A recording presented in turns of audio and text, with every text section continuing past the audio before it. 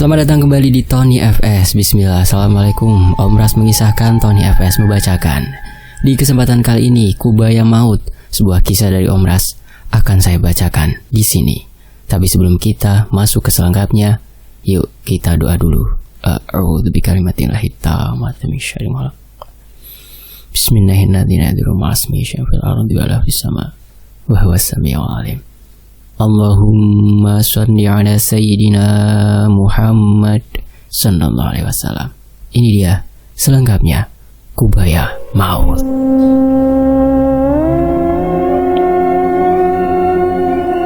Bulan Juli tahun 1987,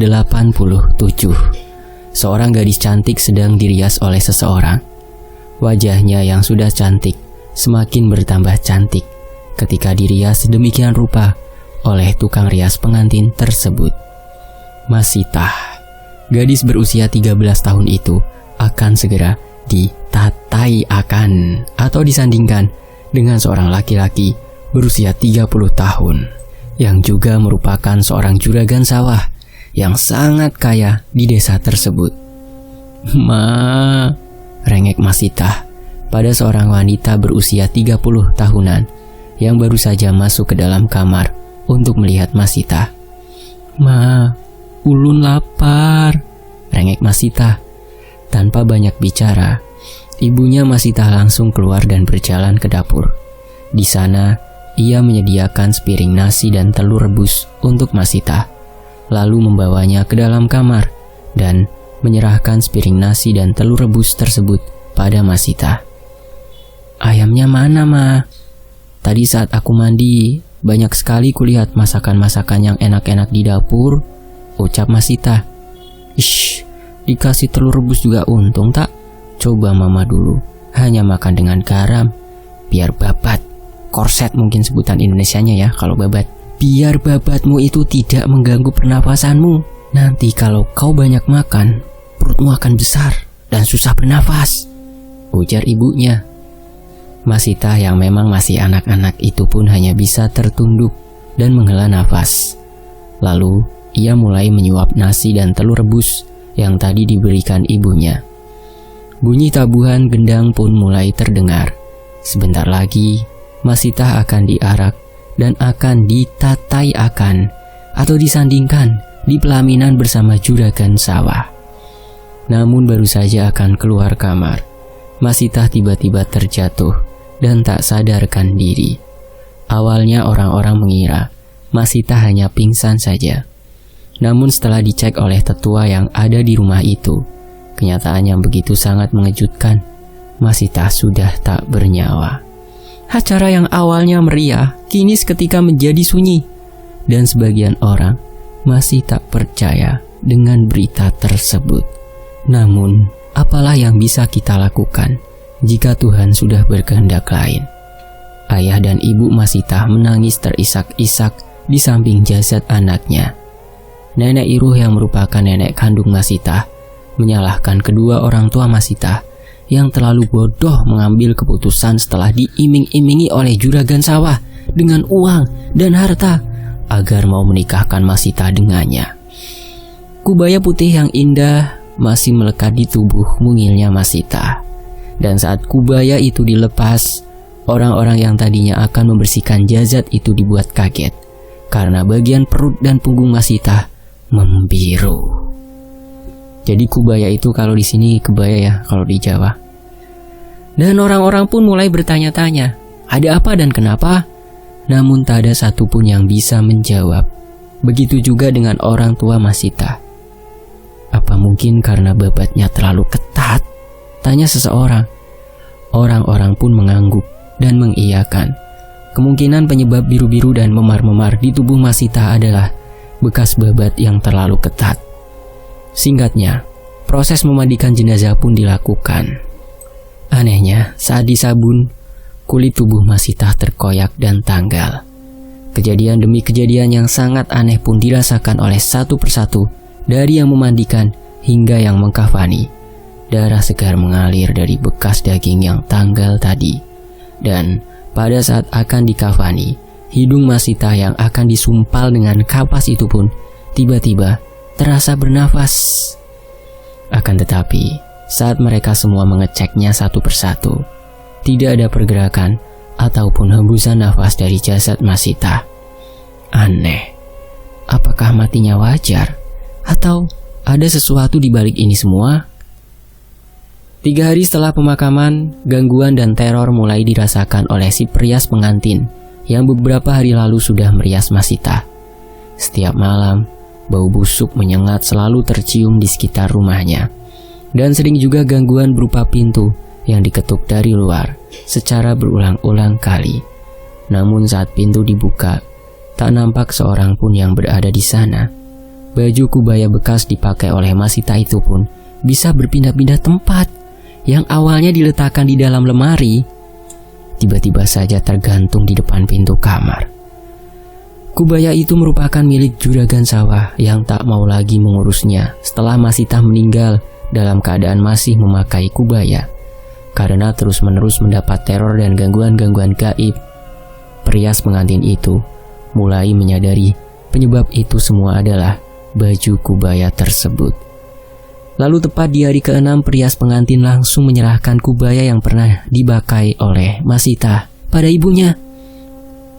Namun, saat menyerahkan kubaya itu, ia tak mengatakan apapun selain, "Saya tidak pantas merawatnya, Bu." Lalu ia beranjak pergi. 2 hari setelahnya, ibunya Masita dikabarkan meninggal di dalam rumahnya sendiri dengan keadaan tubuh yang membiru. Dugaan warga, ibunya Masita telah digigit ular berbisa karena seperti ada bekas gigitan di kakinya. Tapi itu hanya dugaan sebelum dipastikan kebenarannya, karena pada masa itu mereka tidak mengenal yang namanya otopsi. Dan semenjak kabar ibunya Sita meninggal, perias pengantin masih dengan kepercayaannya yang sangat kuat bahwa kubaya itulah penyebabnya. Ia menceritakan semuanya yang pernah ia alami semenjak kubaya itu ada di tangannya, lalu mengaitkan kematian ibunya Sita dengan kubaya tersebut. Namun tak ada satupun warga yang percaya karena hal itu dianggap tidak masuk akal. Bertahun-tahun kemudian, tepatnya di tahun 2000, seorang gadis bersama ibunya tengah memilih-milih kain kubaya untuk dibuat baju kubaya pengantin yang akan digunakan untuk pernikahan anak gadisnya tersebut. Dan setelah mendapat warna yang cocok dengan seleranya, Sarah langsung mengajak ibunya ke rumah tukang jahit yang tidak begitu jauh dari pasar. Singkat cerita, keduanya pun sampai di rumah tukang jahit tersebut. Sarah mengeluarkan kain kebaya yang akan diukur dan dijahit oleh si ibu tukang jahit. Saat asyik mengobrol-ngobrol, mata Sarah tertuju pada sebuah kubaya cantik yang tergantung pada sebuah kastok kayu. "Kalau kubaya itu milik siapa?" tanya Sarah seraya menunjuk. Si ibu tukang jahit itu terdiam sesaat. "Dulu kubaya itu milik orang kaya di kampung sebelah. Istri mudanya meninggal saat akan disandingkan dengan juragan itu. Dulu kubaya tersebut sempat dirawat oleh ibunya. Namun, ketika ibunya meninggal, kubaya itu dijual oleh ayahnya kepada saya. Lalu, kemudian kubaya itu saya yang merawatnya hingga sekarang." Cerita si ibu tukang jahit yang membuat Sarah melongo. "Meninggal karena apa?" tanya Sarah yang mulai penasaran. "Katanya karena babat yang digunakan terlalu ketat," jawab si ibu. "Masa sih? Hanya karena menggunakan babat yang ketat jadi meninggal? Padahal babat itu sendiri kan memang sudah seharusnya dipasang dengan ketat," ujar Sarah. "Mungkin karena pengantin wanita itu masih berusia belasan tahun yang pastinya tidak terbiasa dengan babat. Hanya itu yang saya tahu, Nak," jawab si ibu. Sarah dan ibunya pun pulang. Di rumah, ternyata Rian, calon suaminya Sarah, telah menunggunya. Pemuda berusia 20 tahunan itu membawa sekeranjang buah-buahan untuk keluarga Sarah. Raut wajah Sarah yang seketika berubah cerah melihat calon suaminya itu. Ia pun melupakan tentang cerita dari si tukang jahit tadi. Mereka berdua asyik mengobrol sampai pukul 4 sore. Lalu setelah itu, Sarah mandi dan berpakaian. bersiap-siap untuk sholat asar. Setelah selesai sholat, ia langsung ke dapur untuk membantu ibunya menyiapkan makan malam, dadar telur dan ikan pentet goreng, dan juga rica-rica hai liling tersedia di dalam piring. Enaknya. Nasi yang masih hangat mengepulkan asap. Sarah dan orang tuanya pun makan. Lalu beberapa saat setelah makan, Sarah masuk ke dalam kamar. Tubuhnya terasa lelah dan matanya mulai mengantuk. Perlahan-lahan ia mulai terlelap.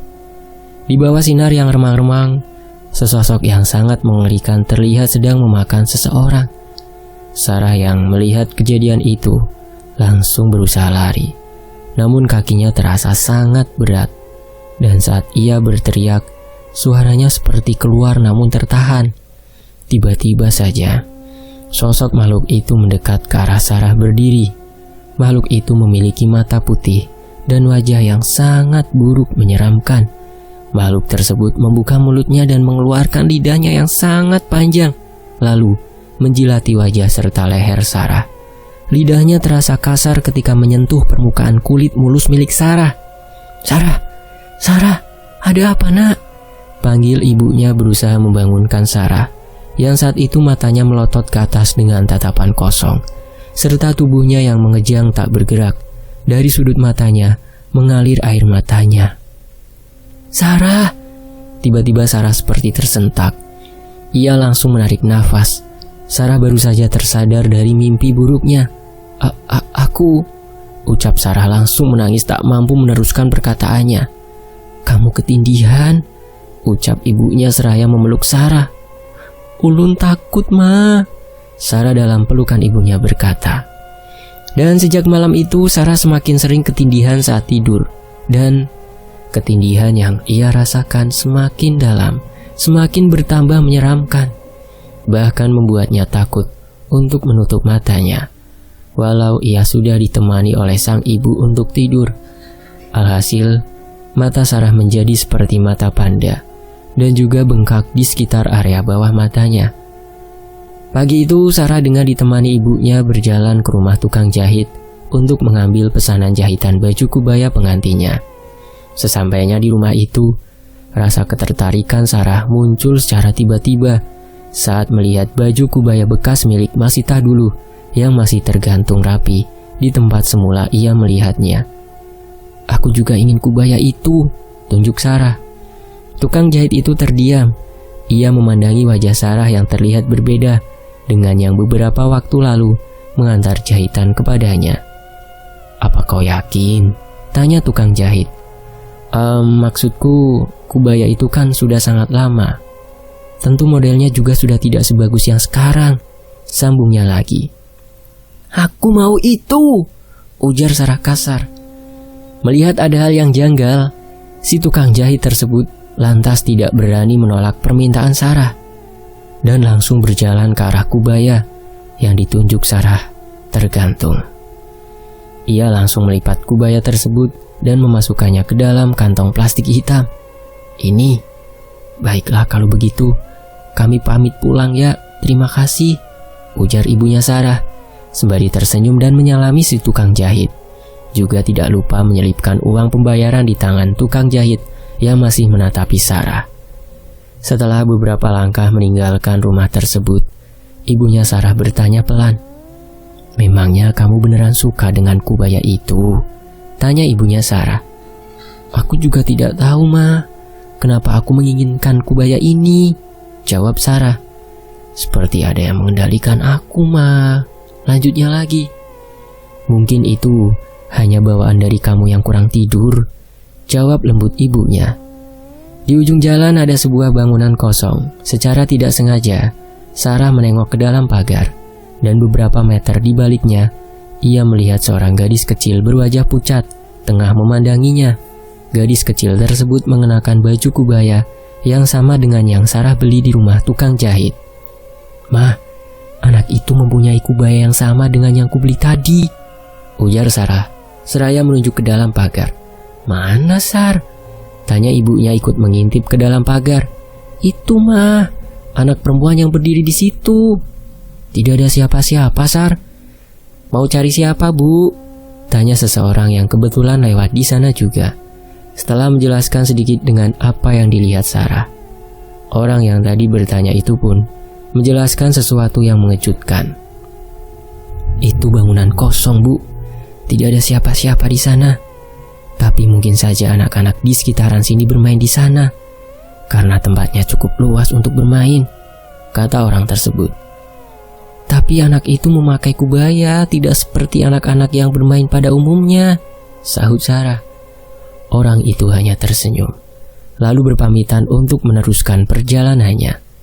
Sudah yuk Sar, kita pulang saja. Orang itu benar, yang kamu lihat tadi itu hanya anak-anak yang bermain. Jangan terlalu difikirkan, ucap ibunya, lalu menarik tangan Sarah agar berjalan mengikutinya. Malam itu, usai mencoba baju kubayanya, Sarah terjatuh tak sadarkan diri dan membuat panik orang rumah. Orang tuanya dibuat ketakutan karena sudah lebih dari 2 hari Sarah tak kunjung siuman. Berbagai cara mereka lakukan untuk menyadarkan Sarah dari pingsannya, namun tak ada hasil. Rian juga tak kalah khawatirnya melihat keadaan calon istrinya yang beberapa hari lagi saja akan segera resmi menikah dengannya itu pingsan dalam waktu yang sangat lama, yakni sudah 2 hari. Di malam ketiga, mereka yang berjaga di dekat tempat tidur Sarah itu dikagetkan dengan tubuh Sarah yang tiba-tiba bergetar hebat dan mengejang. Tali itu tidak lama, hanya beberapa saat saja, dan setelahnya tubuh Sarah kembali diam. Mereka terus mencoba membangunkan Sarah. Namun Sarah tak kunjung bangun. Menyadari ada hal buruk tengah menahan roh Sarah masuk ke tubuhnya, membuat Rian berniat untuk memanggilkan seorang guru di sebuah desa malam itu juga. Dan setelah berpamitan dengan calon mertuanya, Rian langsung pergi. Singkat cerita, malam itu juga sekitar pukul 11 malam, Rian kembali bersama seorang laki-laki berusia 40 tahunan yang menggunakan kupiah haji. Lelaki yang bernama Guru Imran itu diperkenalkan oleh Rian pada calon mertuanya. Lalu, setelah berbasa-basi, Guru Imran kemudian meminta segelas air putih. Setelahnya air itu didoakan dan disuruh untuk meminumkannya pada Sarah. Beberapa saat setelah meminum air tersebut, Sarah tiba-tiba terbangun, namun tidak lama, ia kemudian ambruk lagi. Anak ibu ini sudah membawa sesuatu yang tidak baik ke rumah ini. Mereka sudah menguasai jasadnya, sementara rohnya masih berada di alam lain, yang mana hanya tinggal menunggu waktu. Rohnya tidak akan bisa kembali ke jasadnya, ujar Guru Imran. Pernyataan mengejutkan dari Guru Imran membuat emosi orang tua Sarah. Tidak mungkin, kau pasti mengada-ngada, bentak orang tua Sarah. Guru Imran tersenyum, lalu menyapukan sajadahnya yang ia bawa tadi ke wajah Sarah. Dan tiba-tiba Sarah membuka matanya. Bola mata putih pucat itu membuat takut siapapun yang melihatnya. Bibir Sarah menyeringai dan duduk layaknya seekor anjing yang siap menyerang. Siapa kau? Tanya Guru Imran. Balak, jawab Sarah dengan suara yang sudah sangat berbeda. Suaranya berat dan kasar. Dari bangsa apa kau berasal? Jin. Untuk apa tujuanmu merasuk ke dalam tubuh gadis ini? Untuk mengantarkannya pada gerbang kematian. Dia tidak bersalah. Untuk apa kau membunuhnya? Bukankah kalian sudah memiliki perjanjian untuk tidak pernah menyakiti manusia? Ini perintah yang harus kulaksanakan. Siapa yang memerintahkanmu? Tuanku. Di mana tuanmu? Jin yang merasuk tubuh Sarah itu terdiam. Lalu beberapa saat kemudian, Sarah mulai mengamuk dan melemparkan orang tuanya hingga dinding rumah mereka jebol. Orang tua Sarah seketika langsung tak sadarkan diri. Rian berlari ke arah mertuanya dan berusaha untuk mengangkat tubuh mertuanya dan memindahkan ke tempat yang ia anggap aman. Sementara di dalam, Guru Imran masih menghindari serangan-serangan dari Sarah. Sebuah pisau yang terselip di dinding rumah Sarah ia ambil dan melemparkannya ke arah Guru Imran. Lembaran itu tepat tertancap di bahu kiri Guru Imran. Allahu Akbar, aku berlindung padamu ya Allah, teriak Guru Imran seraya mencabut pisau yang menancap di bahunya. Suara tawa jahat keluar dari mulut Sarah. Guru Imran mulai membacakan ayat-ayat yang bisa melemahkan jin di dalam tubuh Sarah. Sarah mengerang dan mencoba menutup telinganya. Namun tajamnya bacaan doa itu seakan tak bisa untuk dicegah masuk ke dalam telinga Sarah. Melihat hal itu, Guru Imran semakin mendekat. Dan saat sudah berhadapan dengan Sarah, tiba-tiba Sarah terbatuk dan mengeluarkan gumpalan darah yang sudah menghitam. Disusul dengan seekor ular belang aneh berukuran kecil. Seiring dengan ular yang keluar dari mulutnya, Sarah langsung ambruk. Dan tanpa ragu, Guru Imran menangkap ular tersebut, lalu membacakan doa dan meludahi si ular.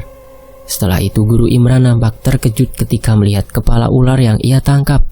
Ia melemparkan ular kecil itu keluar dan menyuruh Rian untuk mengangkat tubuh calon istrinya untuk kembali dibaringkan di kasur. Sementara itu, Guru Imran langsung berjalan menuju ke arah dapur untuk membersihkan tangannya dan juga mengambil segelas air putih. Ia memberikan air tersebut pada Rian untuk diminumkan ke Sarah. Orang tua Sarah pun sudah mulai siuman setelah tadi sempat terlempar menembus dinding. "Nak Rian, saya permisi. Ada sesuatu yang harus diselesaikan malam ini juga. Demi keamanan gadis itu, supaya tidak dirasuki oleh jin lagi," ujar Guru Imran seraya melangkah pergi. Dari jendela yang mengarah keluar rumah, Rian melihat langkah kaki Guru Imran sangat tergesa. Mungkinkah Guru Imran akan menemui orang yang telah mengirimkan jin itu pada Sarah? Pikir Rian. Hatinya bimbang. Ia bingung harus bagaimana. Sebenarnya Rian sangat ingin mengetahui dan menanyakan pada si pelaku yang telah mengganggu Sarah, apa maksud dan niat serta tujuannya sampai tega membuat Sarah seperti itu. "Sebaiknya kau temani Guru Imran, Yan. Beliau sudah membantu kita. Takutnya terjadi sesuatu yang tidak diinginkan. Setidaknya kalau kau ada di sana, bisa membantu beliau," ucap ibunya Sarah yang berjalan dengan tertati-tati. "Baiklah, saya titip Sarah ya, Bu," ujar Rian seraya berjalan keluar. Saat sudah berada di luar rumah, Rian mengambil sebuah parang miliknya yang ia sisipkan di bawah rumah Sarah. Lalu setelahnya Rian berlari untuk mengejar Guru Imran yang sudah berada jauh di depan. Awan hitam di langit malam membuat jalanan sepi itu semakin menyeramkan. Langkah demi langkah Rian begitu tergesa. Suara binatang malam beradu dengan suara kodok yang terus bersaut-sautan. Rintik-rintik hujan mulai turun membasahi baju Rian bercampur dengan keringat dingin yang sedari tadi sudah bercucuran.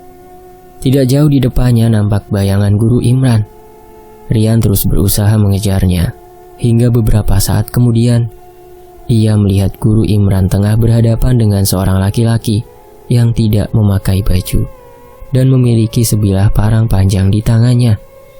Keduanya saling tatap, lalu sesaat kemudian, si lelaki yang tak memakai baju itu pun langsung menyerang Guru Imran dengan menebaskan parang panjangnya ke arah Guru Imran.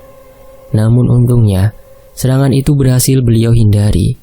Perkelahian itu masih terus berlanjut dan Guru Imran masih pada posisi menghindar tanpa ingin membalas serangan dari lawannya, meskipun kesempatan membalas sangat banyak. "Bertaubatlah selagi ada kesempatan," ujar Guru Imran masih tetap menghindar. Rian yang sedari tadi melihat di kejauhan akhirnya mendekat dan menampakkan diri, yang membuat Guru Imran gagal fokus pada perkelahiannya dan trak, parang panjang musuh menembus bagian ketiaknya dan membuat darah segar merembes keluar dari luka dan mengucur ke tanah. Melihat Guru Imran sudah tersungkur kesakitan, si lelaki itu langsung menyerang Rian. Rian tak kalah emosi, segera mencabut parangnya dari kumpang. Denting suara parang beradu di bawah guyuran hujan malam itu. Pertarungan antara Rian dan si lelaki misterius tersebut masih seimbang, tanpa ada yang terluka. Hingga beberapa saat kemudian, si lelaki tersebut meludahi wajah Rian, dan seketika penglihatannya menjadi buram. Dan dalam keadaan seperti itu, si lelaki misterius dengan mudah menebas punggung Rian dengan parang. Namun untungnya Guru Imran menolong Rian dengan cara mendorong si lelaki hingga terjatuh. Dan untungnya, luka yang sempat ia ciptakan di punggung Rian tidak terlalu parah. Guru Imran segera menyapu wajah Rian dengan tangannya dan seketika penglihatannya kembali normal. "Untuk apa kau kemari? Kedatanganmu bisa saja membuat kita berdua celaka," ujar Guru Imran. "Maafkan saya, tapi saya juga ingin tahu siapa dalang di balik ini semua," kata Rian. Belum sempat menjawab, keduanya diserang oleh ratusan ular kecil yang berbisa.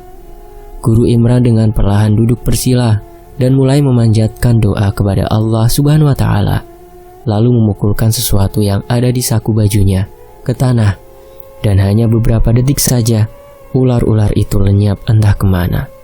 Tidak jauh dari mereka terdengar suara si lelaki misterius mengumpat marah pada Guru Imran yang berhasil melawan sihirnya. "Bertaubatlah juragan, hartamu tidak akan kau bawa mati. Berhentilah mengejar harta duniamu dengan cara menumbalkan gadis-gadis itu," ujar Guru Imran. "Diam kau setan keparat, apakah kau tidak sadar bahwa kau pernah berutang nyawa padaku?" bentak si lelaki misterius. Guru Imran tersenyum. Ia memegangi bagian ketiaknya yang terluka, lalu berjalan ke arah suara si lelaki misterius. "Jika kau menganggapnya seperti itu, baiklah juragan. Aku akan membayar hutangku padamu malam ini juga," ujar Guru Imran. "Bangsat!" teriak si lelaki misterius dalam kegelapan. Suara perkelahian kembali terdengar. Rian berusaha bangkit dan berlari ke arah perkelahian Guru Imran dan si lelaki misterius. Tak lupa Rian juga membawa parangnya. Dan di saat ada kesempatan, ia akan membunuh si lelaki misterius tersebut. Dan di saat Guru Imran sudah terpojok karena luka di ketiaknya ditekan begitu keras oleh si lelaki misterius, saat itulah Rian mengayunkan parangnya tepat di leher belakang si lelaki misterius. Namun saat parang milik Rian mengenai belakang leher lelaki itu, tak terjadi apa-apa. Jangankan putus, luka sedikit pun tak nampak sama sekali. Malah lelaki misterius itu nampak sangat marah pada keberanian Rian. "Dia kebal. Tancapkan ujung parangmu ke tanah dan ludahi 3 kali. Tusuk-tusuk bagian kakinya, Rian," ujar Guru Imran masih berusaha menahan si lelaki misterius. Dengan tergesa Rian langsung melakukan seperti apa yang diperintahkan oleh Guru Imran tadi. Dan trak! Darah muncerat dari bekas tebasan parang Rian di bagian kaki si lelaki misterius. Laki-laki itu ambruk dan terkapar melemah. Tubuhnya yang tadi terlihat gagah perlahan-lahan mengeriput, hingga wujud aslinya nampak. Seorang laki-laki tua keriput terbaring lemah di tanah. Rian tertegun antara syok dan tak percaya dengan apa yang baru saja ia saksikan. "Dia?" gumam Rian. "Ya, itulah dia yang sebenarnya. Dulu saat aku masih kecil, ayahku yang juga seorang guru ngaji terbunuh karena sudah menggagalkan penubalan seorang gadis belia, yang akhirnya membuat wajahnya makin menua dan sawahnya gagal panen selama 3 tahun berturut-turut. Ia membunuh ayahku dan ibuku tepat di depan mataku. Tapi entah kenapa dia membiarkan aku hidup.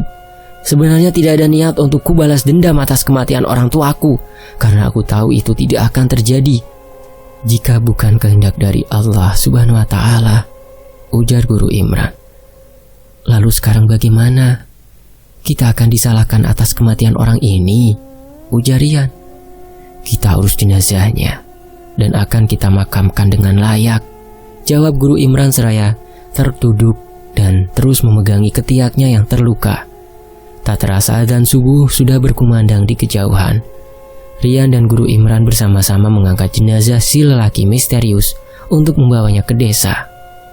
Di sisi lain, hari H pernikahan Sarah dan Rian pun berjalan dengan sempurna. Guru Imran juga hadir di tengah-tengah para tamu. Tak ada lagi kejadian-kejadian aneh atau apapun. Sementara baju kubaya itu masih Sarah simpan di dalam lemari. Dan beberapa tahun kemudian, kabar duka datang dari Guru Imran. Beliau dikabarkan meninggal dalam keadaan tertidur. Innalillahi wa inna ilaihi raji'un. Kebaikan dan jasa almarhum Guru Imran pada keluarga Sarah akan tetap diingat turun-temurun oleh anak ataupun cucu Sarah dan Rian kelak. Al-Fatihah untuk almarhum Guru Imran. A'udzubillahi minasyaitonirrajim. Bismillahirrahmanirrahim. Alhamdulillahirabbil alamin arrahmanirrahim maliki yaumiddin. Iyyaka na'budu wa iyyaka nasta'in. Ihdinas siratal mustaqim, siratal ladzina an'amta 'alaihim ghairil maghdubi 'alaihim waladdallin. Rabbighfirli wa liwalidayya amin.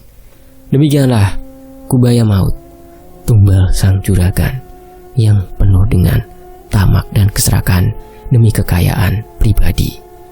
Terima kasih Om Ras, terima kasih teman-teman sudah menyimak kisah ini di sini di Tony FS. Saya pamit, sampai jumpa di kisah lainnya. Wassalamualaikum warahmatullahi wabarakatuh.